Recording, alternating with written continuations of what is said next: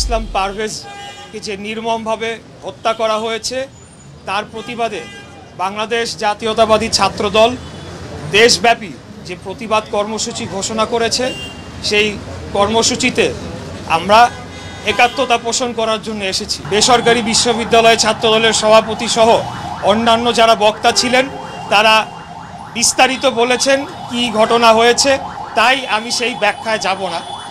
আমি শুধু যেটা বলতে চাই যে আমার বোঝার মতে বা আমার জানা মতে বৈষম্য বিরোধী ছাত্র আন্দোলন সংগঠনটি তৈরি হয়েছিল প্রায়, আমি যদি ভুল না করে থাকি, 27টি ছাত্র সংগঠনের সমন্বয়ে জুলাই আগস্টে খুনি স্বৈরাচারী ফ্যাসিস্ট হাসিনা বিরোধী আন্দোলনকে বেগবান করার জন্য এবং তার চূড়ান্ত পতনের লক্ষ্য। এর পরবর্তীতে আমরা দেখেছি বিভিন্ন জায়গায় বৈষম্য বিরোধী ছাত্র আন্দোলনের নামে কমিটি করা হয়েছে। আমি শুধু আজকে এই যে বনানী থানার কমিটির যদি উদাহরণ দিতে চাই, এটা বৈষম্য বিরোধী ছাত্র আন্দোলন বনানী থানা কমিটি। এটা কি ধরনের কমিটি সেটা আমি আপনাদের কাছে প্রশ্ন রাখতে চাই। বনানী থানা কমিটি রয়েছে রাজনৈতিক দলগুলোর এবং তার অঙ্গ ও সহযোগী সংগঠনগুলোর। বিপ্লব হয়ে যাওয়ার পর, হাসিনা পালিয়ে যাওয়ার পর কি কারণে এখন থানা ভিত্তিক কমিটি করা হচ্ছে? আমি এর আগেও অন্যান্য জায়গায় দেখেছি টার্মিনাল ভিত্তিক কমিটি করা হয়েছে, বিভিন্ন মার্কেট ভিত্তিক কমিটি করা হয়েছে। যে বৈষম্য বিরোধী ছাত্র আন্দোলন অথবা বৈষম্য বিরোধী এই শব্দটিকে ব্যবহার করে দেশব্যাপী বিভিন্ন জায়গায় চাঁদাবাজি, বিভিন্ন জায়গায় লুটপাট, বিভিন্ন জায়গায় দখলদারি, বিভিন্ন জায়গায় মার্কেটের ইজারা দখল সহ নানা ধরনের অপকর্ম করে অর্থনৈতিকভাবে একটি গোষ্ঠী তারা লাভবান হওয়ার চেষ্টা চালিয়ে যাচ্ছে। আজকে যে ঘটনাটি ঘটেছে এখানে স্পষ্টতই বোঝা যায় যে ছাত্র দলের উপরে একটি আক্রোশের বশে ছাত্রদলের মেধাবী ছাত্র তাকে এইভাবে বিনা ছোট একটি কারণে, এমন কোনো বড় কোনো বিষয় নয়, ছোট একটি কারণে তার উপরে শুধু হামলা করা হয় না, তাকে ছুরিকাঘাত করে তাকে হত্যা করা হয়েছে। তার কারণ আমরা লক্ষ্য করেছি যে 5ই আগস্টের পর থেকে বাংলাদেশ জাতীয়তাবাদী ছাত্র দলের উপর সারা দেশব্যাপী বিভিন্ন ক্যাম্পাসে এক এক সময় এক এক নাম, কোনো সময় বৈষম্য বিরোধী, কোনো সময় সাধারণ ছাত্র, কোনো সময় আরেক রাজনৈতিক দলের ছাত্র সংগঠনের পরিচয়ে আমাদের ছাত্রদের উপরে হামলা করা হচ্ছে। তাদের রাজনৈতিক কর্মকাণ্ড, স্বাভাবিক রাজনৈতিক কর্মকাণ্ডকে বাধাগ্রস্ত করা হচ্ছে, অথচ তারা কিন্তু নিজেরা তলে তলে তাদের কর্মকাণ্ড করে চলেছে। অতএব আমি বলবো যে এই ধরনের কর্মকাণ্ডের মাধ্যমে বৈষম্য বিরোধী ছাত্র আন্দোলন যে সম্মানের জায়গায় ছিল আমাদের জনগণের কাছে, সেটিকে ক্ষুণ্ণ করা হয়েছে, সেটাকে সম্মানহানি করা হয়েছে। এবং আমি যেটা বুঝি এবং আমি যেটা বিশ্বাস করি, এই বৈষম্য বিরোধী ছাত্র আন্দোলনের সাথে যারাই যুক্ত ছিল হাসিনা বিরোধী আন্দোলনের সময়, তার 99% তারা সরে গিয়েছে। তারা যার যার শিক্ষা প্রতিষ্ঠানে তাদের শিক্ষার কার্যক্রমে তারা যোগদান করেছে। অতএব এখন কারা এই বৈষম্য বিরোধী ছাত্র আন্দোলন ব্যানারটিকে ব্যবহার করছে সেটা একটা প্রশ্নের সম্মুখীন হয়ে দাঁড়িয়েছে। বৈষম্য বিরোধী ছাত্র আন্দোলনের নেতৃবৃন্দ বলেছিলেন যে তারা রাজনৈতিক দল গঠন করার পর এই সংগঠনের আর কোনো প্রয়োজন থাকবে না। তাহলে কেন এখনও তাদের কর্মকাণ্ড রয়েছে? আমি গতকালকের কথা বলছি, দুপুর এবং বিকালে 2টি স্ট্যাটাস দেয়া হয় তাদের অফিসিয়াল ফেসবুক পেজের মাধ্যমে। সেখানে ক্যাটাগরিক্যালি যেই 2 জন অভিযুক্ত ব্যক্তি যারা বৈষম্য বিরোধী ছাত্র আন্দোলনের কমিটিতে রয়েছে, হত্যাকারী, তাদেরকে নির্দোষ দাবি করে জোরালোভাবে বক্তব্য দেওয়া হয়। আবার রাতের বেলা আমরা দেখতে পেলাম যে বৈষম্য বিরোধী ছাত্র আন্দোলনের একজন মুখপাত্র তিনি বলছেন ভিডিও ফুটেজে স্পষ্ট বোঝা যাচ্ছে না, যারা দোষী তাদেরকে আইনের আওতায় নিয়ে আসা হোক। তাহলে কি কোনটা আমরা বিশ্বাস করব? প্রথমটা বিশ্বাস করব না দ্বিতীয়টা আমরা বিশ্বাস করব?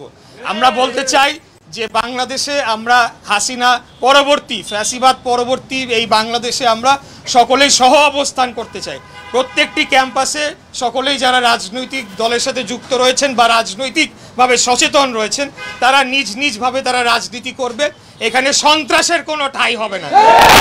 আমি কোন একটা গ্যাংয়ের নাম শুনতে পারলাম, আমি এখনই এখান থেকে বলছি, পুলিশ প্রশাসনের উদ্দেশ্যে বলতে চাই তারা যথেষ্ট ভালো কাজ করেছে, বেনসন গ্যাং।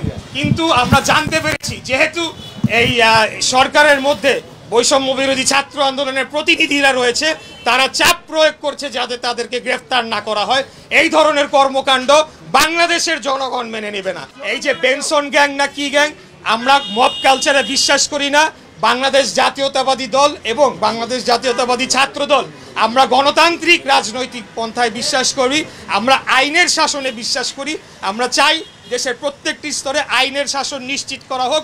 অতএব আইন শৃঙ্খলা রক্ষাকারী বাহিনীর দায়িত্ব এদেরকে খুঁজে বের করে আইনের আওতায় নিয়ে আসা।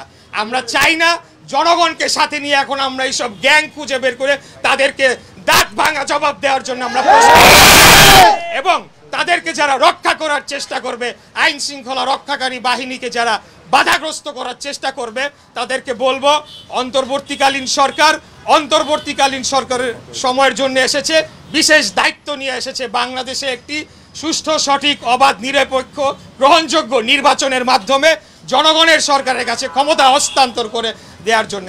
অতএব আপনারা যদি এখন কেউ আপনাদের মধ্য থেকে ক্ষমতার অপব্যবহার করে, সমস্ত সরকারকে এবং সমস্ত ছাত্র নেতৃবৃন্দকে দায়ভার নিতে হবে, তাদেরকে আইনের আওতায় তুলে দিতে হবে, না হলে বাংলাদেশের জনগণ আপনাদেরকেই এর জন্য দায়ী করবে। আমরা আলটিমেটাম দিতে চাই না, কিন্তু আমরা আলটিমেটাম দিচ্ছি। আগামী 48 ঘন্টার মধ্যে এই যে দুইজনকে এখনো ধরা হয় নাই, তারা বৈষম্য বিরোধী ছাত্র আন্দোলনের কমিটিতে পাওয়া গেছে, যদি না পাওয়া যায় তাহলে আমরা পরবর্তীতে আলাপ আলোচনার মাধ্যমে প্রয়োজন বোধে আরো কঠোর কর্মসূচি দিব ইনশাআল্লাহ। সন্ত্রাসীদের কোনো পরিচয় নাই, সন্ত্রাসীরা বিএনপি না, সন্ত্রাসীরা জামাত না, সন্ত্রাসীরা এনসিপি না, সন্ত্রাসীরা বৈষম্য বিরোধী না, সন্ত্রাসীরা সন্ত্রাসী।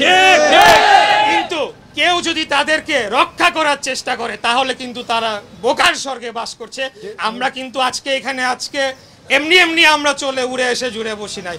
আমাদের দীর্ঘ আন্দোলন সংগ্রামের লড়াই করার ইতিহাস রয়েছে এবং আমাদের ভাইদের প্রতি যদি আরেকটা আঘাত আসে তাহলে আমরা যথাযথ জবাব দেওয়ার জন্য আমরা ঢাকাবাসী প্রস্তুত রয়েছি ইনশাআল্লাহ। আমি আর বক্তব্য দীর্ঘায়িত করব না। আমার প্রিয় এখানে ছাত্র ভাইরা রয়েছে, আমি সবাইকে বলবো আপনারা নিরাপদ বোধ করেন, আপনারা ক্লাসে ফিরে যান এবং আপনারা যে কোনো ধরনের সন্ত্রাসী তৎপরতাকে আপনারা আইন শৃঙ্খলা বাহিনীর কাছে আপনারা সেটাকে রিপোর্ট করেন, তাদের হাতে তুলে দেন। এটাই হবে গিয়া আমার আপনাদের প্রতি পরামর্শ। আমরা নিজেদের হাতে আইন তুলে নিব না, আমরা চাই আইন শৃঙ্খলা রক্ষাকারী বাহিনী তাদের দায়িত্বটি পালন করুক এবং বাংলাদেশে আইনের শাসন প্রতিষ্ঠা হোক। এটা হলো আমাদের কথা। এই বলে আজকে আমি আমার বক্তব্য শেষ করছি। খোদা হাফেজ। বাংলাদেশ জিন্দাবাদ, বাংলাদেশ জাতীয়তাবাদী দল জিন্দাবাদ, শহীদ প্রেসিডেন্ট জিয়াউর রহমান অমর, দেশনেত্রী বেগম খালেদা জিন্দাবাদ, আমাদের প্রাণপ্রিয় নেতা দেশনায়ক জনাব তারেক